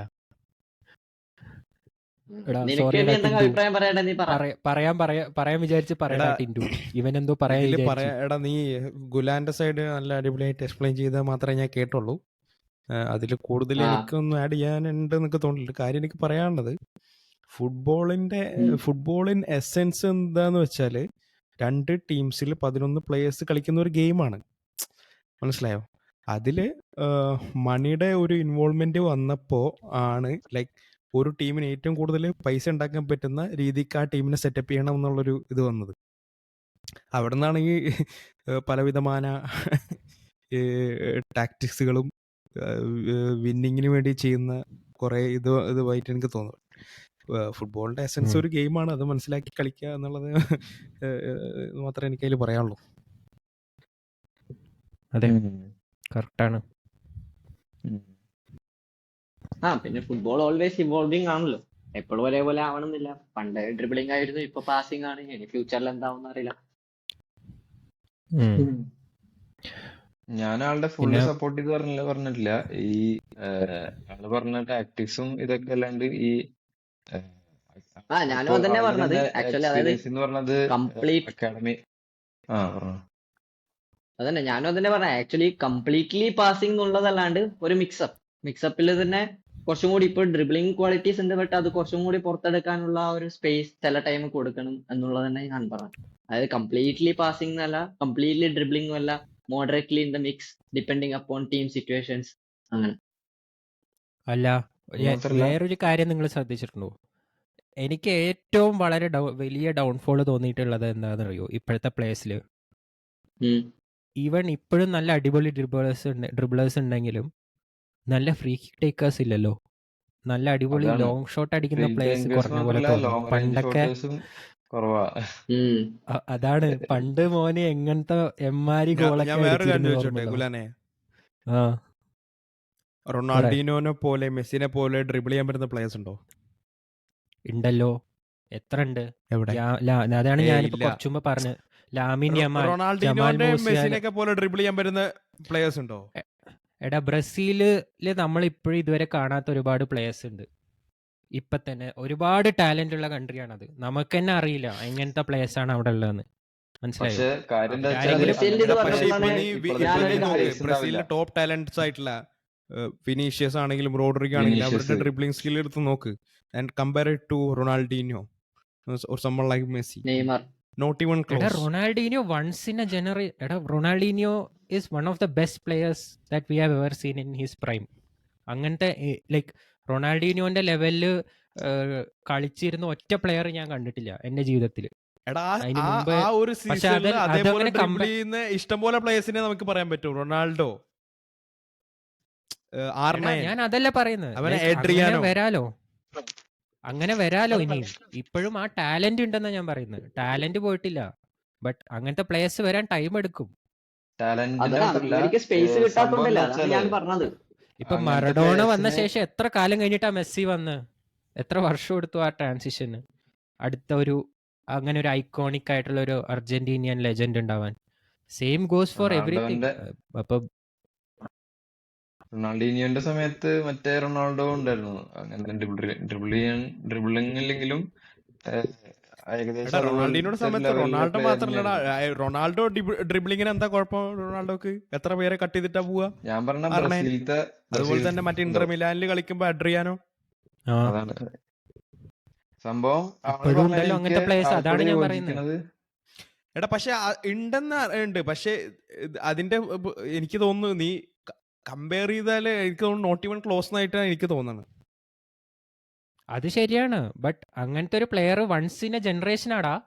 ഐ മീൻ അല്ല, അത് ഒരു അത്രയും പ്ലെയറിനല്ല rare ആയ ഒരു ആ ഒരു instance ആണ്. ജനറേഷനിൽ അങ്ങനത്തെ കുറെ പ്ലെയേഴ്സ് ഉണ്ടാവുന്നതാണ് ഞാൻ ഞാൻ പറയുന്നത്. ഒരു പ്ലെയറിലേക്കല്ല ചുരുക്കണത്. ഞാൻ പറഞ്ഞ ഇപ്പൊ ബ്രസീലിന്റെ ഒരു ഗോൾഡൻ ജനറേഷൻ ഉണ്ടായിരുന്നു.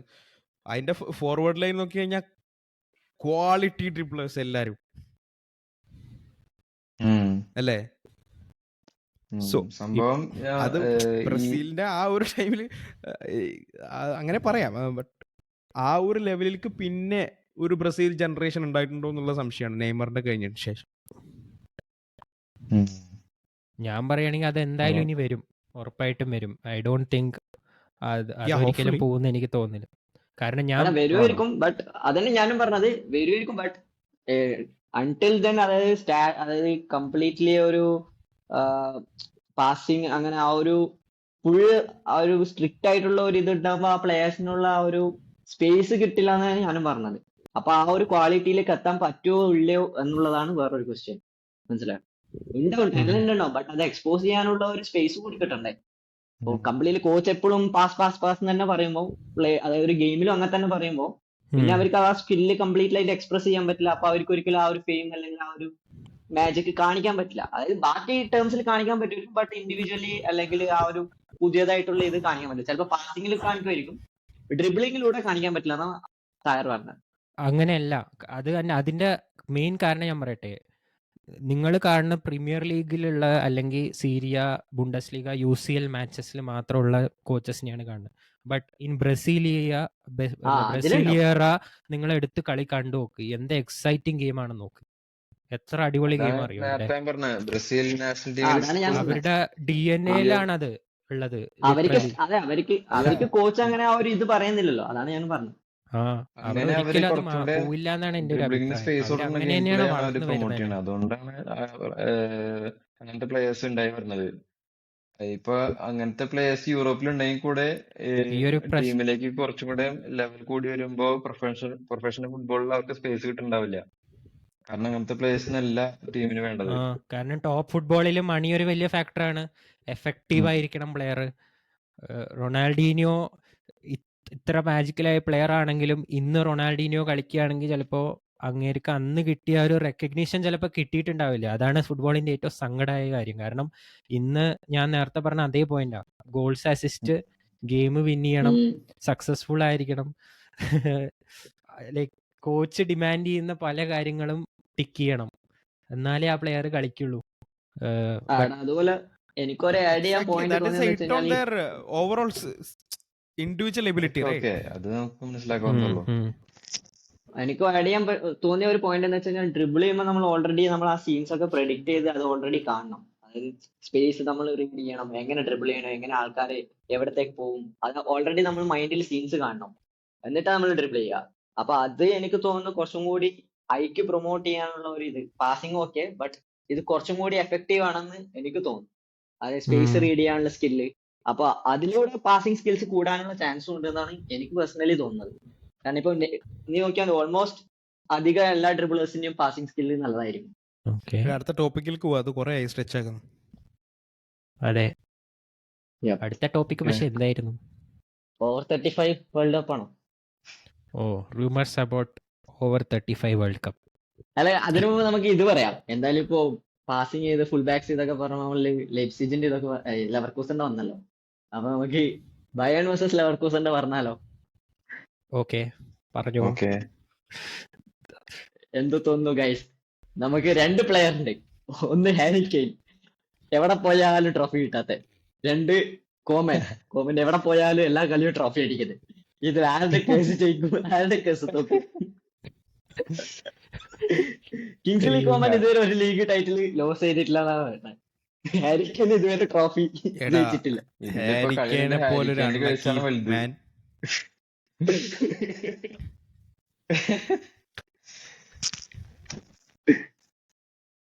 അതുപോലെ വേറൊരു റൂമർ കൂടി കേട്ടത്, തോമസ് ടൂഷൽ ഇത് സാക്ക് ആവുകയാണെങ്കിൽ ജോസെ മൊറീനോ ബയേണിലേക്ക്. റൂമേഴ്സ് എല്ലാവർക്കും ജോസെ മൊറീനോ മതിയില്ലേ? ഏതെങ്കിലും ടീം സാക്കാണെങ്കിൽ അവിടെ മൊറീനോ ഉണ്ട്. I prefer not to speak.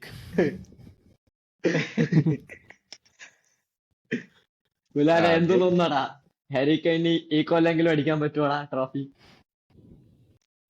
അങ്ങനെ ചോദിച്ചാൽ ട്രോഫിയൊക്കെ അടിക്കാൻ പറ്റും. UCL അവർക്ക് എന്താ അടിച്ചൂടെ? ബുണ്ടസ് ലീഗ് അടിച്ചില്ലെങ്കിലും. എനിക്ക് തോന്നുന്നു അടിക്കാനുള്ള എടാ അങ്ങനെയല്ല, ഇല്ലടാ. കണ്ടന്റേഴ്സിന്റെ ലിസ്റ്റ് എടുത്ത് നോക്കുമ്പോ ബയേണിന് നല്ല ചാൻസ് ഉണ്ട്. സിറ്റിക്ക് റയലിന് മാത്രല്ല, I think Bayern is equally strong, വളരെ സ്ട്രോങ് അറ്റാക്ക് ആണ്. പക്ഷെ പ്രശ്നം എന്താന്ന് വെച്ചാൽ ടൂച്ചൽ അല്ല, തോമസ് ടൂച്ചൽ ഉണ്ടല്ലോ, ചില സമയത്ത് അയാളുടെ ചില തീരുമാനങ്ങളോട് നമുക്ക് പെട്ടെന്ന് യോജിക്കാൻ പറ്റില്ല. And I think he made some bad decisions even in that game. Completely Leroy Sane ഇല്ലാത്തതുകൊണ്ട്, ലിറോയ് സന ഐ തിങ്ക് കളിച്ചില്ല എന്ന് തോന്നുന്നു ആ കളി, ഡ്യൂ ടു ഇഞ്ചുറി. കളിച്ചോന്നറിയില്ല, ഐ തിങ്ക് കളിച്ചില്ല എന്നാണ് എൻ്റെ ഓർമ്മ. എനിക്ക് കുറച്ചായി അത് കണ്ടിട്ട്. അപ്പൊ അതിന്റെ ഒരു ഇമ്പാക്ട് ഒക്കെയാണ് അയാൾ എന്ത് പറയുന്നത്. ബട്ട് അതിനനുസരിച്ച് അവർ അഡാപ്റ്റ് ചെയ്യണ്ടേ. You know how Bayern Leverkusen plays. അവർ ഇത്രയും കാലം ഒരേ സ്റ്റൈലാണ് കളിക്കുന്നത്, അല്ലാണ്ട് പുതിയതായിട്ട് അവരൊന്നും കളിക്കുന്നില്ല. And they are unstoppable literally. So അങ്ങനത്തെ ഒരു ടീമാകുമ്പോൾ അതിനനുസരിച്ച് അവർ പ്ലാൻ ചെയ്തിട്ടില്ലെങ്കിൽ ഒബ്വിയസ്ലി തോക്കും. സോ ഇറ്റ് വാസ് ഇന്നവിറ്റബിൾ എന്നാണ് എൻ്റെ ഒരു അഭിപ്രായം. IC ഈവൻ ലിവർപൂളും നോക്കിക്കോ, യൂറോപ്പ ലീഗിൽ ലിവർപൂൾ ലെവർക്യൂസനെ ഫേസ് ചെയ്യുകയാണെങ്കിൽ എല്ലാം ബുദ്ധിമുട്ടും, ഉറപ്പാണ്. എസ്പെഷ്യലി അവരുടെ right back situation sort out ചെയ്തില്ലെങ്കിൽ മൂഞ്ചും. അപ്പുറത്തേക്കുള്ള ലിവർപൂൾ ലിവർപൂളിൽ വരുന്നതിന് തരിപ്പണാക്കിട്ടാണോ വരുക? ആദ്യം അവൻ പ്രോഗ്രസ് ചെയ്ത് വരട്ടെ. ലിവർപൂളല്ലേ തല്ലിപ്പടാവനെന്തിരിക്കുന്നത്? ഇതിപ്പോ ഇത് കത്താൻ പോണത് ഈ ആളി കത്തണ പോലെ, കിടാൻ പോണത് ഈ ആളി കത്തണ പോലെ. ഇതിപ്പോ തീരും 1-2 ദിവസങ്ങളിൽ. നിന്റെ മാഞ്ചസ്റ്റർ യുണൈറ്റഡ് ടേബിൾ എത്ര സ്ഥാനാന്നാ പറഞ്ഞേ? അതൊക്കെ ഇപ്പൊ വരില്ലേ? യുണൈറ്റഡ് എല്ലാ കളിയും ജയിക്കുന്നുണ്ടാ. ഹോയ്ലൻഡ് ഇപ്പോ ഹോളണ്ടിനെ പോലെയാണല്ലോ കളിക്കുന്നത്. ഹോയ്ലൻഡ് എല്ലാ കളിയും ഗെയിം അടിക്കുന്നുണ്ടല്ലോ. ഹോയ്ലൻഡ് ഒക്കെ അവിടെ നിൽക്കട്ടെ, ബയേൺ കപ്പടിക്കുമെന്ന് പറ. വലിയ പ്രതീക്ഷയില്ല, ലീഗ് പ്രതീക്ഷയില്ല. എനിക്ക് UCL വലിയ പ്രതീക്ഷ എനിക്ക് നല്ല ടൈറ്റ് ആയിട്ട് തോന്നണേ. കാരണം ബയേൺ എങ്ങനെയായാലും നല്ല കോമ്പറ്റീഷൻ കൊടുക്കാനുള്ള ടീമുണ്ട്. അത് മെയിൻറ്റെയിൻ ചെയ്യാൻ പറ്റൂല്ല എന്നാണോ നീ പറയണ മണവാള? ലാസ്റ്റില് ബയേൺ കയറി വരുന്നതാണോ? ടൈറ്റ് ആവുന്നാണ് ഞാൻ പറയണത്. എന്തായാലും കാരണം 15 ഗെയിം ഇനിയുണ്ടല്ലോ. ന്യൂസ് ചാനൽ റിപ്പോർട്ടറിനെ പോലെ പറയലടാ. ആവോ ഇല്ലത് പറയടാ. ഇവ ഫുൾ ഡിപ്ലോമാറ്റിക് ആയിട്ട്. എനിക്ക് ആവാതിരിക്കാനും സാധ്യത ഉണ്ടെന്നൊക്കെ. ഫുൾ പൊളിറ്റീഷ്യൻസിനെ പോലെ. ഇന്ന് മഴയാവാനും മഴയാവാതിരിക്കാനും ചാൻസ് ഉണ്ട്. ലെവർകൂസൻ ജയിക്കാനാണ് കാണാൻ താല്പര്യം. സോ ഞാൻ ലെവർകൂസൻ ജയിക്കുന്നതാണ് ഞാൻ പറയുള്ളൂ. കാരണം ഇപ്പൊ വർഷങ്ങളായി ഒരു ബുണ്ടസ്ലീഗയിൽ ഒരു ന്യൂ ചാമ്പ്യൻ വന്നിട്ട് ബയേണും അയ്യോ ഇത് ഡോർട്ട്മുണ്ടും അല്ലാണ്ട്. ജിങ്സി അല്ലേ, എനിക്ക് ഓർമ്മയുണ്ട് കഴിഞ്ഞ സീസണില് ഡോർട്ട്മുണ്ട് ജയിക്കണമെന്ന് ആഗ്രഹം ഞാൻ പറഞ്ഞിട്ടുണ്ടായിരുന്നു. അത് ഈ ലാസ്റ്റ് എനിക്ക് ഉം. ലിവർ പക്ഷെ എടാ എനിക്ക് ലിവർപൂളും ലെവർക്യൂസിനും ഒക്കെ ജയിക്കണമെന്ന് എത്ര ആഗ്രഹം ഉണ്ടെങ്കിലും I don't think they will. അതാണ് സത്യം. എന്റെ അഭിപ്രായം ലിവർപൂളൊക്കെ പറയുകയാണെങ്കിൽ ജയിക്കൂടാ, ബയേണും ധൈര്യമായിട്ടിരി. സിറ്റി തന്നെ ജയിക്കൂടാ. അങ്ങനെയാണ് ലോകം. സിറ്റി ജയിക്കും, പക്ഷെ ബയേൺ അറിയില്ല. ഇല്ലടാ, സിറ്റി UCL ന്റെ ഇന്റൻസിറ്റി കാരണം കുറച്ച് പോയിന്റ്സ് ഡ്രോപ്പ് ചെയ്യും. നോക്കോ. ഓക്കെ. കാരണം നിങ്ങൾക്ക് എന്താ വേണ്ട, യൂറോപ്പ് വേണോ അല്ലെങ്കിൽ പ്രീമിയർ ലീഗ് വേണോ? Will win the 24 champion, I mean premier league. എന്താണ് അതന്നെ ഞാനും ചോദിച്ചത്, എന്താടാ? നിങ്ങൾക്ക് പ്രീമിയർ ലീഗ് ആണോ വേണ്ടത് യൂറോപ്യൻ ലീഗ് ആണോ വേണ്ടെന്ന് ചോദിച്ചതാ. എടാ, we are going for the ഏതാണ് ക്വാഡ്രപ്പിൾ മാൻ.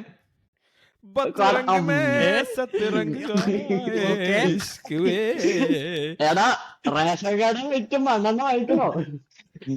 ക്വാർട്ടറമ്പാ എന്ത്? മണ്ണെണ്ണ ഒഴിച്ച് റേഷൻ കട കത്തിക്കും ഞങ്ങള്. ഓക്കെ, നമുക്ക് വീഡിയോയിലുള്ള തുടക്കം കിട്ടി ഗൈസ്. ഇനി ബാക്കിയൊന്നും പ്രശ്നമില്ല. ഓക്കെ, അപ്പൊ അടുത്ത ടോപ്പിക്കിലേക്ക് കടക്കാം. ലാസ്റ്റ് ടോപ്പിക്കാണ്. ഓക്കെ, ഇതോടെ നിർത്താം. Rumours about the over 35 world cup. ഞാൻ പറയട്ടെ, നിങ്ങൾ എല്ലാവരും അഭിപ്രായം പറയുന്നതിന് മുമ്പ് ഞാൻ പറയാം. I love this. I absolutely love this. Fan boy obviously. പക്ഷെ ആ കളിയൊക്കെ കാണാൻ ആ ഒരു പാങ് ഉണ്ടാവോ പണ്ടത്തെ? എടാ, എനിക്ക് റൊണാൾഡീനോ ഏത് പ്രായത്തിൽ എന്ത് കളിച്ചാലും ഞാൻ കാണും. ഞാനൊരു കാര്യം പറയട്ടെ, ഈ ഓവർ നമ്മ ഒരു 35 ഒക്കെ ഞാൻ പറയുന്നത് ലെജൻസിന്റെ കളി തന്നെ കാണാറില്ല ആരും. ഞാൻ പറയട്ടെ, ഈ ഓവർ 35 എന്ന് പറയുമ്പോ ഞാൻ പറയണെങ്കിൽ റിട്ടയർഡ് പ്ലേയേഴ്സിനെ കൊണ്ടാണ് കളിപ്പിക്കേണ്ടിരുന്നത്. ഇത് ഓവർ 35 ഇപ്പോഴും ആക്റ്റീവായിട്ട് കളിക്കുന്ന കുറെ പ്ലേയേഴ്സ് ഉണ്ടല്ലോ. അവരുടെ കളി അവരൊന്നുകൂടെ വേൾഡ് കപ്പ് കളിക്കണമെന്ന് കഴിഞ്ഞാൽ അതിലെന്താണ് ഒരു ത്രില്ലുള്ളത്? അയ്യോ, അപ്പൊ റിട്ടയർഡ് പ്ലേയേഴ്സ് അല്ലാത്തവർക്ക് കളിക്കാൻ പറ്റില്ല? പക്ഷേ റിട്ടയർഡ് ആയ പ്ലേയേഴ്സിന് കളിക്കാൻ പറ്റില്ല? അങ്ങനെയല്ല, റിട്ടയർഡ് അവർക്കും കളിക്കാം. 35 വയസ്സിന് മുകളിൽ എല്ലാവർക്കും എല്ലാവർക്കും കളിക്കാം. കളിക്കാടാ. ഒരു ക്രൈറ്റീരിയ ഉള്ളതാ ആ, 35 പ്ലസ് ആയിരിക്കണമെന്ന്. അപ്പൊ അവിടെ അതിലെ നോക്കിക്കോ എടാ, ഞാനൊരു കോൺഫിഡൻസ് തരട്ടെ. അതിലെ നോക്കിക്കോ, നിന്റെ റൊണാൾഡോന് ഒരു വേൾഡ് കപ്പ് കിട്ടാൻ ചാൻസ് ഉണ്ട്. എടാ, റൊണാൾഡോ 2 വേൾഡ് കപ്പ് അടിക്കടാ, നീ നോക്കിക്കോ. പുള്ളി 47 വയസ്സിന് കളിക്കുന്നു, നീ നോക്കിക്കോ. പുള്ളി പിന്നല്ല. ഹാലൻഡിന്റെ പോലല്ലേ പുള്ളിയുടെ ഫിറ്റ്നസ് അപ്പോഴാണ്. ഈ പറഞ്ഞ പുള്ളി മാത്രം മികച്ച വേൾഡ് കപ്പ് അടിക്കാൻ പറ്റില്ല. നോക്കിണ്ടാ ഈ റൊണാൾഡീനിയോ അതൊക്കെ പോട്ടെ. അതന്നെ ഞാനും പറഞ്ഞത്. എല്ലാവരും എടാ, ലെജൻസിന് കളിക്കാടാ, എല്ലാവർക്കും കളിക്കാ. അങ്ങനെയല്ലേ കോൺസെപ്റ്റ്? എടാ കളിക്കാൻ പറ്റും. ഞാൻ അതാണ് പറഞ്ഞത് എല്ലാവർക്കും 35 വയസ്സിന് കളിക്കാം. മുകളിൽ എല്ലാവർക്കും കളിക്കാം. പക്ഷെ ഞാൻ പിന്നെന്താ പറഞ്ഞത് ഈ റിട്ടയർഡ് അവരുടെ ആയവർക്ക് തടിയും വണ്ണവും വെച്ചിട്ടാ പറഞ്ഞത്. അവനൊന്ന് പറയട്ടെ, അവനൊന്ന് പറഞ്ഞു തീർക്കട്ടെ. എടാ, ഞാൻ പറഞ്ഞത് 35 പ്ലസ് എന്ന് പോരാഞ്ഞിട്ട് റിട്ടയർഡ് ആയിരിക്കണം എന്നുള്ള ഒരു ക്രൈറ്റീരിയ കൂടെ വെക്കണം എന്ന്. കാരണം 35 പ്ലസിൽ ഇപ്പോഴും ആക്റ്റീവായിട്ട് കളിക്കുന്ന കുറെ പ്ലേയേഴ്സ് ഉണ്ട്. അവരെ ഒന്നുകൂടെ വേൾഡ് കപ്പിൽ കണ്ടു കഴിഞ്ഞാൽ ഇവിടെ എന്താ എക്സൈറ്റ്മെന്റ് ഉള്ള. ഇപ്പൊ മെസ്സിയും റൊണാൾഡോയും റാമോസും ഒക്കെ കൂടി കളിക്കുന്നുണ്ട്. ഒന്നുകൂടെ കണ്ടു കഴിഞ്ഞാല് അതിവിടെ ഒരു ഇതില്ലല്ലോ. സീനിയർ ഫുട്ബോൾ വേൾഡ് കപ്പ് എന്ന് പറയുമ്പോ റിട്ടയർഡ് ആയിട്ടുള്ള കളിക്കാത്ത പ്ലേയേഴ്സ് കാണാനാണ് എനിക്ക് താല്പര്യം. ഒരു കാര്യം കൂടെ ഉള്ളത്, ഇതേപോലെ പണ്ട് എടാ, ഒരു ഇപ്പൊ വേൾഡ് കപ്പ് കളിക്കാത്ത ഉണ്ടായിരുന്നു. പ്ലേയേഴ്സ്, എടാ ഇതൊക്കെ നടക്കണമെങ്കിൽ എത്രയൊക്കെ ബുദ്ധിമുട്ടുണ്ട്. ഈ ലൈക്ക് കൊറേ എണ്ണം പണ്ടിച്ചായിട്ട് TV ചാനലിൽ പോയിരിക്കട്ടോ, അവരൊക്കെ പിടിച്ച് ഗ്രൗണ്ടിൽ ഇറങ്ങണം. എടാ, അതിലല്ലേ ഒരു thrill. അയ്യോ, എനിക്ക് ആലോചിക്കുമ്പോ തന്നെ ചിരി വരുന്നത്. ജെയ്മി കാരകരൊക്കെ വന്ന് കളിക്കുന്ന ആലോചിച്ച് നോക്കണം നീ.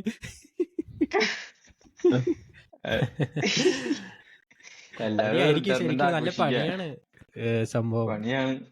എടാ, അതാണ് ഞാൻ പറഞ്ഞത്, ഫിറ്റ്നസ് ഒരു ഇഷ്യൂ അല്ലേ. നമ്മൾ ഇതൊക്കെ പ്രീമിയർ ലീഗ് ഇതൊക്കെ കണ്ടിട്ട് അത് കാണുമ്പോ നമ്മൾ ഇങ്ങനെ വിചാരിക്കും, ചേട്ടാ എന്താണ് ഇത് വിചാരിക്കും. എടാ, പക്ഷെ ഈ ഒരു ഐഡിയ തല്ലിപ്പൊളിഞ്ഞാലും ഒരു തവണയെങ്കിലും എനിക്ക് കാണുന്നുണ്ടടാ. Just for my happiness. അതുണ്ടാവും. ഒരു നൊസ്റ്റു. അതെ, പ്യുവർ ബിസിനസ് മൈൻഡ് നടത്തുന്ന പരിപാടി ആയിരിക്കും ഇത്. അതാണ് ആ ഒരു ഇമോഷണൽ എടാ എനിക്ക് തോന്നില്ല അത്ര വ്യൂവർഷിപ്പ് കിട്ടും എനിക്ക് തോന്നില്ലടാ. എനിക്കും അതന്നെയാണ് ഞാൻ പറഞ്ഞത്. ആ ഒരു വ്യൂവർഷിപ്പ് ചിലപ്പോ ആദ്യം ഫസ്റ്റ് മാച്ച് ഒക്കെ ആ ഒരു എക്സൈറ്റ്മെന്റിൽ എല്ലാരും ഒന്ന് കാണുമായിരിക്കും. എന്നിട്ട് ആദ്യത്തെ കളി തന്നെ കാണുമ്പോ എന്ന് തോന്നിക്കഴിഞ്ഞാൽ പിന്നെ എനിക്ക് തോന്നുന്നു ഇപ്പൊ ക്രിക്കറ്റിൽ ഇപ്പൊ കളിക്കുന്നില്ലേ ലെജൻസ്, ലീഗ് ഓഫ് ലെജൻസ് അങ്ങനെ എന്തോ പറയുന്നത്. അത് ഞാൻ സച്ചിനൊക്കെ കളിക്കുന്നുണ്ട് പറയാ, പക്ഷെ ആരെ കാണുന്നെന്ന് എനിക്ക് വലിയ ഇതൊന്നുമില്ല. എടാ അതൊക്കെ പോട്ടെ, നമ്മുടെ ഫുട്ബോളിൽ തന്നെ ചിലപ്പോ ലെജൻസുകൾ തമ്മിൽ കളിക്കും. അതാണെങ്കിൽ മറ്റേ റൈവൽ ക്ലബ്സിന്റെ ഒക്കെ ഒരാളും കാണാറില്ല.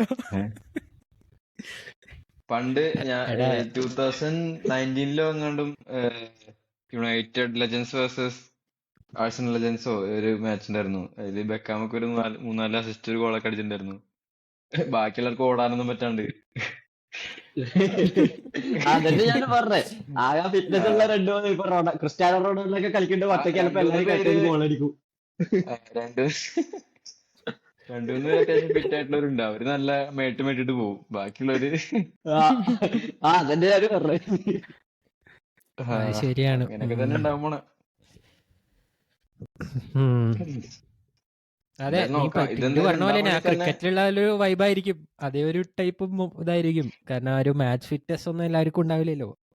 അതെ, ഫാൻസ് എല്ലാവർക്കും ഒരു എക്സൈറ്റ്മെന്റ് ഉണ്ടാവും. അതൊരു ബിസിനസ് ആയിട്ട് എടുക്കാം, മണി ജനറേറ്റ് ചെയ്യാം, അതിനുള്ളിൽ തന്നെ. പിന്നെ ആകെ 8 ടീമിൽ കളിക്കുന്നത് വന്നാൽ തന്നെ 1-2 പ്രാവശ്യം ഉണ്ടാവും. അത് കഴിഞ്ഞിട്ട് അത് നിർത്തും അവര് അപ്പൊ തന്നെ. അല്ലാണ്ട് വേൾഡ് കപ്പ് അടിച്ച ടീം മാത്രമല്ലേ? 8 ടീം. അതപ്പോ ഫിക്സ്ചർ ഒക്കെ അങ്ങനെയൊക്കെ തന്നെ ആയിരിക്കുമല്ലേ? മേ ബി അധികം ഒന്നും ഉണ്ടാവില്ലല്ലോ, ആകെ 8 ടീം മാക്സിമം അത്ര. സംഭവം ഇങ്ങനൊരു സംഭവം പണ്ടുണ്ടായിരുന്നു. 80s world cup of masters എന്ന് പറഞ്ഞിട്ട് 35+ സീനിയർ ഫുട്ബോൾ വേൾഡ് കപ്പ് ഉണ്ടായിരുന്നു. അവര് 4 പ്രാവശ്യം നടത്തിയിട്ട് നിർത്തി. 95-ലോ 96-ലോ എന്തോ. ഇത് അത്ര പോലും പോവില്ല. 1-2 പ്രാവശ്യം കളിക്കുന്നതാണോ?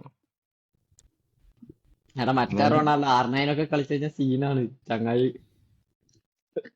മറ്റേ സ്പീഡിന് ഇപ്പൊ അന്ന് തന്നെ തടി വെച്ചിട്ടുണ്ടായിരുന്നു. അത് ഗോൾ പോസ്റ്റിൽ ആർന്ന് അടിച്ച് ഇപ്പുറത്തെ ഗോൾ പോസ്റ്റിൽ ഗോളാക്കേണ്ടി വരും. ഗോൾ കീപ്പർക്ക് ഫിറ്റ്നസ് ഇല്ലാന്ന് പ്രതീക്ഷ ഉള്ളതുകൊണ്ട് ഗോളാവും. മറ്റേ സിനിമയില് പറഞ്ഞ പോലെ ഇവന്മാർ 2 ബോളൊക്കെ കൊണ്ടുപോകണമെന്നല്ലോ. ഒരെണ്ണം അവന്റെ വയറടാ, മറ്റേതവന്റെ വയറടാ.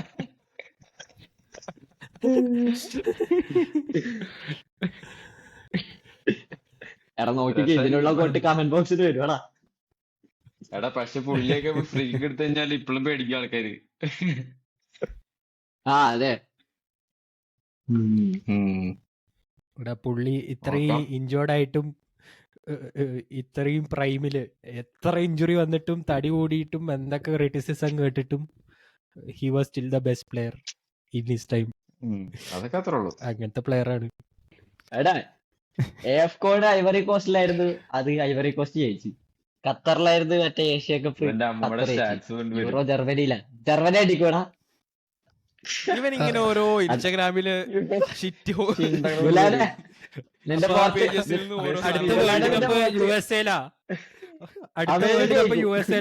അമേരിക്ക ജയിക്കട്ടെ പറയടാ.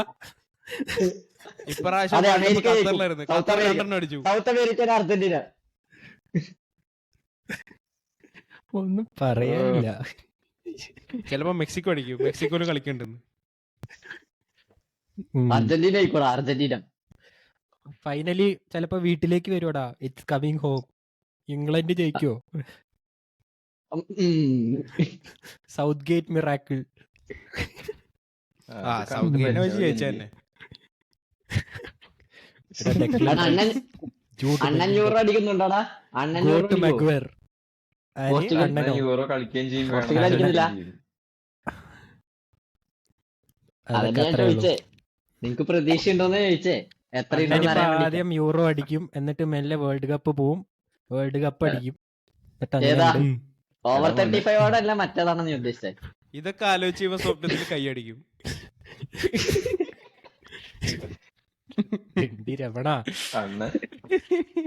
അത് യൂറോപ്പ ലീഗ് അടിക്കടാ, എന്നിട്ട് പോടെ.